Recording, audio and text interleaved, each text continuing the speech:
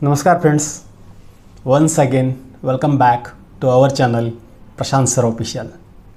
First of all, let me thank you for your support. In today's session, we are going to discuss about one of the very interesting and important topic in aseptic preparations, injectables or parenteral preparations, that is media fill study or media simulation study. So let us begin.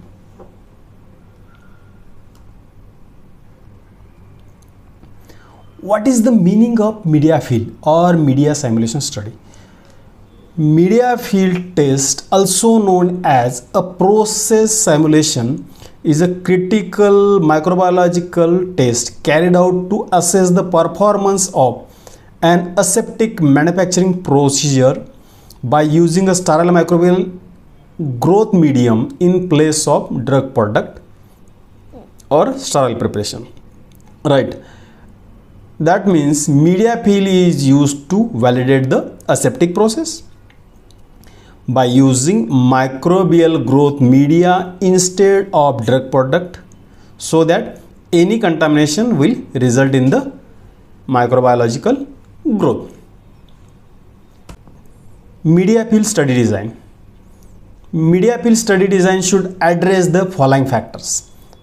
Number one, any factors associated with the longest run that can pose a contamination risk. That means you have to choose the longest run.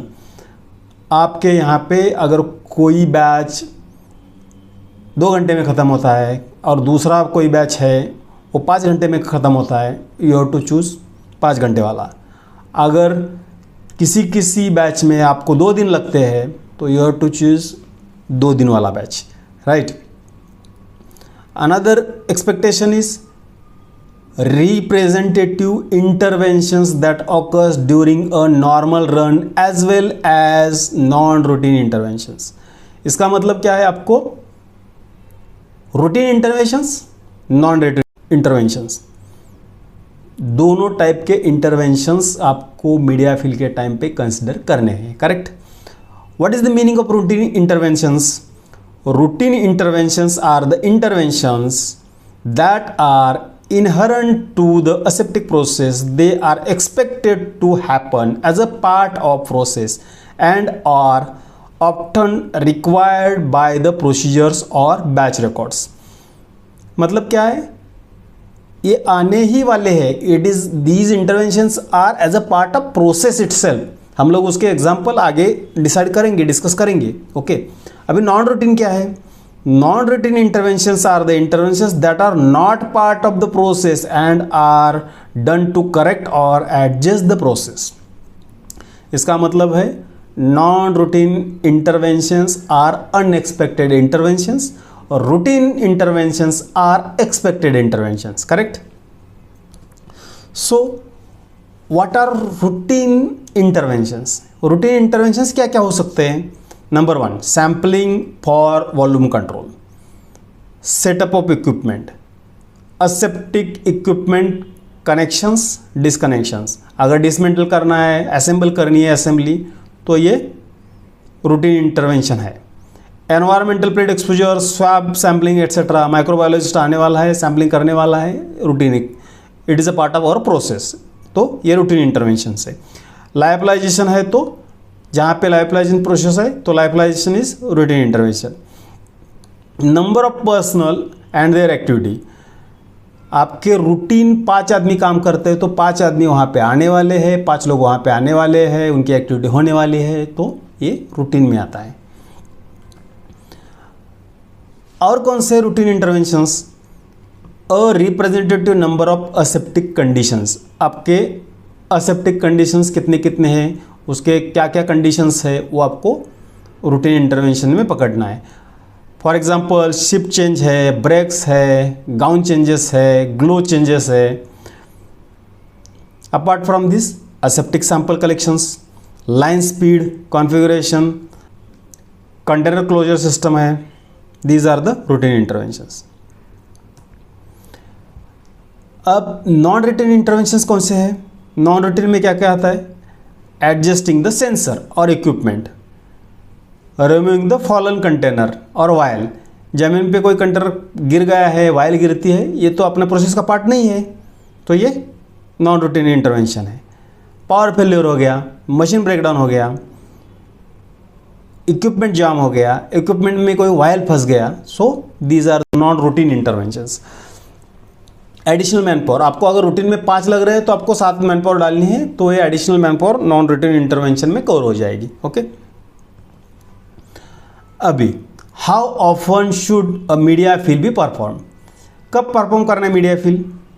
Initially to qualify an aseptic process 3 media fills on 3 separate days, मतलब initial setup के time पे 3 अलग अलग दिन पे 3 media feel के run आपको लेने हैं to qualify the aseptic process.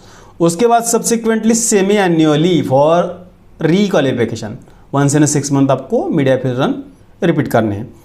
Additionally whenever significant changes are made to the aseptic process, मतलब एक है इनिशियली क्वालिफाई करते टाइम पे, subsequently semi annually to requalify, उसके बाद वेन एवर सिग्निफिकेंट चेंज। तो सिग्निफिकेंट चेंज में क्या क्या कवर होता है? सिग्निफिकेंट चेंजेस में एक है चेंजेस इन पर्सनल, आपके जो क्वालिफाइड पर्सन है वो चेंज हो गए, तो ये सिग्निफिकेंट चेंज है। कंपोनेंट चेंज हो गया, इक्विपमेंट चेंज हो गए।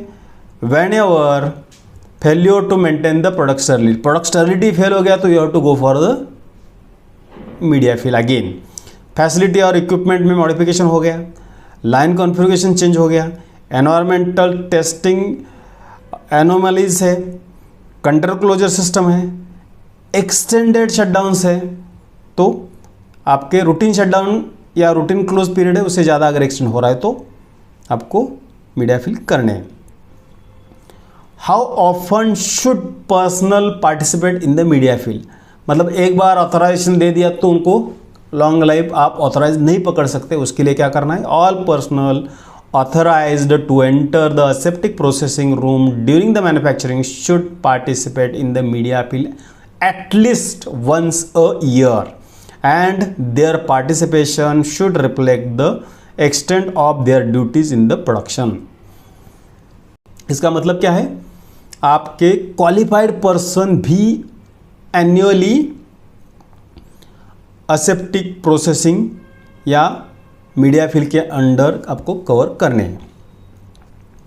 Okay, what should be the size, what should be the duration, at what speed, ये मीडिया फील कब करना है, कितने साइज बैच साइज पे करना है, कितने ड्यूरेशन पे करना है, कितने स्पीड पे करना है। तो size, duration and speed of the production run should be mimicked in the media feel studies.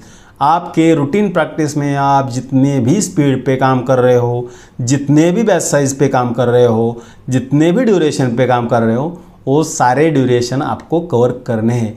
इसका सीधा मतलब ये है maximum batch size, maximum duration and minimum speed and maximum speed. Maximum speed पे भी करना पड़ेगा, मिनिमम स्पीड पे करना पड़ेगा, और मैक्सिमम साइज बैच साइज पे, मैक्सिमम ड्यूरेशन पे आपको मीडिया फील स्टडी कंडक्ट करनी है। When aseptic processing employs manual filling or closing or extensive manual manipulations, the duration of the process should be generally no less than the length of these actual manufacturing process। Again वही है कि आपको actual practice को mimic करना है। The number of units filled during the media fill should be based on the contamination risk, but as a guideline क्या बोलते हैं, 5000 से लेकर 10,000 यूनिट्स मिनिमम आपको as a starting point media fill में कंसिडर करनी चाहिए। If run size is less than 5000 units then media fill should equal to the maximum batch size. अगर आपका रेगुलर ही बैच साइज 5000 से कम है तो आपको मैक्सिमम बैच साइज का रन कंसिडर करना है। अगर 10,000 से ऊपर है, 5000 से ऊपर है, तो वो केस में आपको कम से कम 5000 के 10,000 के बीच में उसको यूनिट्स भरने हैं मीडिया फील के टाइम पे, और ये यूनिट ऐसे भरने हैं कि initial, middle and end of the actual simulation study वो कवर होना चाहिए। इसका मतलब है बीच में आप ब्लैंक चला सकते हो, right. Now media feel study design. Media feel study should address the range of line speed used and each study should be evaluated evaluate one speed, मतलब आपको जितने भी रेंज है स्पीड के, मैक्सिमम मिनिमम जो भी रेंज पे है, आपको हर स्पीड के लिए एक रन कवर करना है। When ever applicable air purging and nitrogen purging shell also be considered. अगर आप नाइट्रोजन पर्जिंग कर रहे हो, एयर पर्जिंग कर रहे हो, तो मीडिया फिल में भी it should be covered. Environmental condition should be representative of the actual manufacturing operations.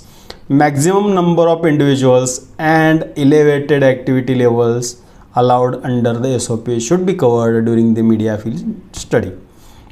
Personal qualification, इसमें प्री रिक्विजिट है और relevant training such as governing qualification, clean room, aseptic behaviour, GMP, ये training इनके cover होने चाहिए।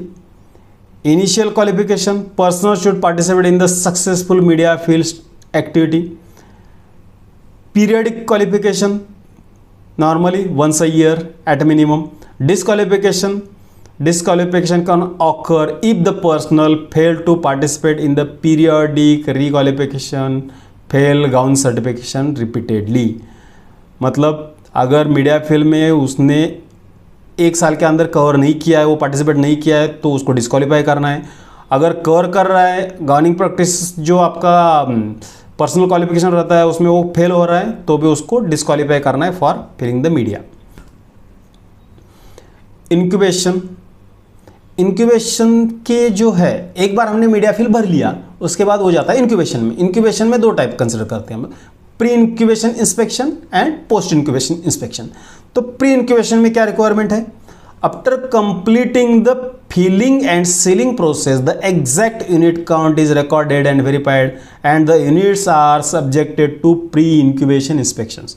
The purpose is to removal of all non-integral units, that is units with the crack, misaligned or missing stopper, poor crimps. Such units may compromise the container closure, hence those should be removed. The number of units removed and cost should be documented and verified. यहाँ पे एक ऐसा है कि आपको ये missing stopper, poor crimping, crack वाले unit तो रिमूव करने हैं, लेकिन no unit may be removed due to cosmetic defects. मतलब वो थोड़ा सा बाहर से कुछ आपको एस्थेटिक लुक अच्छा नहीं लग रहा है, तो उसके लिए आप उसको निकालने की ज़रूरत नहीं है। जहाँ पे स्टर्लिटी फेल होने के चांसेस है, कंटेनर की इंटीग्रिटी फेल होने के चांसेस है, वो टाइप ऑफ यूनिट्स हमको रिमूव करने हैं। वो इसलिए कि हमको फॉल्स पॉजिटिव रिजल्ट या फॉल्स नेगेटिव रिजल्ट्स हमको नहीं आनी चाहिए, उसके लिए। Okay, now incubation. Pre incubation में और एक रिक्वायर्ड है, prior to start of incubation all units should be inverted और manipulated so that the media comes into contact with all internal surfaces. Another approach is to start the incubation with inverted position and revert after few days of incubation. ये क्यों करना है? क्योंकि हमारा जो vial है, ampoule है, तो प्रोडक्ट मेरा उसके कॉन्टैक्ट में इंटीरियर सरफेस में हर जगह पे आ रहा है। तो जहाँ जहाँ पे मेरा प्रोडक्ट कंटेनर क्लोजर सिस्टम के कांटेक्ट में आ रहा है, वो सारा इंटरनल सरफेस मीडिया के भी कांटेक्ट में आना चाहिए, so that we can ensure the sterility of the product during its entire shelf life. Correct. Now post incubation में क्या करना है?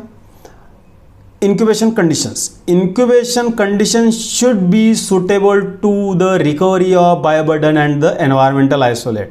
That means it should be in the range of 20 to 35 degree Celsius. इसका सीधा सीधा मतलब क्या है? 20 to 25, 30 to 35, ये दोनों रेंज में आपको इंक्यूबेशन करना है। Incubation time should be not less than 14 days.